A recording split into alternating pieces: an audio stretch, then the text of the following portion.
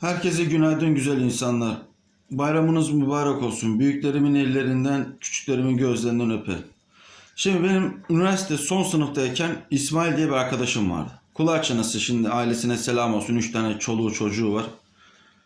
Çocuğun odasındaki yatak yorganından tutun prize kadar Fenerbahçe logoları her taraf. Yani hasta Fenerbahçeli bu.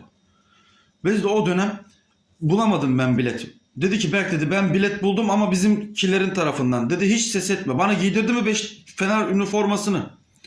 Ben gittim Fenerlerin arasında Fener formasıyla maç izliyorum. O zaman İnönü Stadı'nda. Tüpraş değildi stat.